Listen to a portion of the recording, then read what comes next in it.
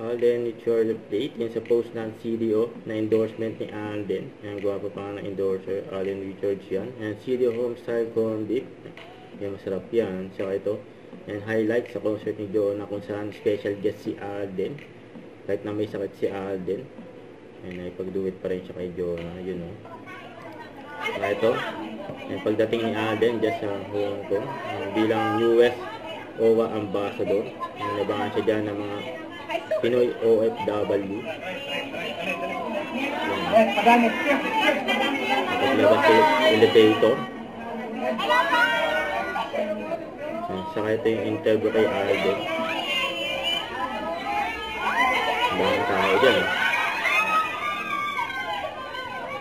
Nalagang ko lang. Isa po sa pinakahirap na issues na meron tayo ngayon in our society is really mental health. So, kahirap siya kasi walang ibang kalaban yung individuals kundi ang kanilang mga sarili. And based on experience po, I've been there, so I know how it feels. Mahirap po siyang, kasi may mga iba po na dumadaan sa mga dark moments ng buhay nila that hindi nila alam na nakaka-experience na pala sila ng mental health issues.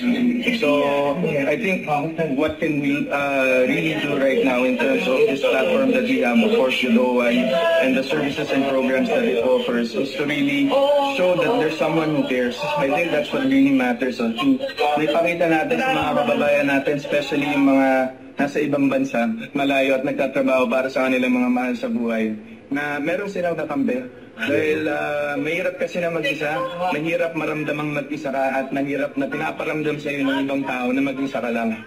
So nandito ang OWA, nandito kami para tulungan lahat ng mga kababayan nating malalayo sa kanilang mga pamilya para maiwasan na natin yung mga unprecedented events with regards to mental health nationally.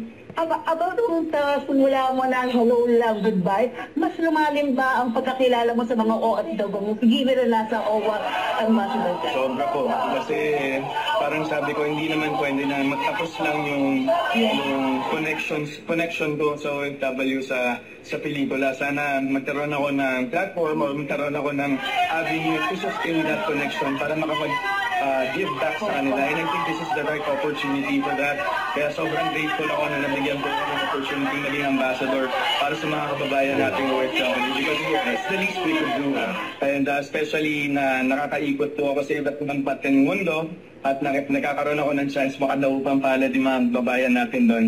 I think this is a better way to connect with them and to show my gratitude to them kung sa lahat ng suporta at bibigay pangalaga nila sa akin. This is the least I could do for them. Thank you. Ganda na message niya Alden. Ibang kasagwapo siya.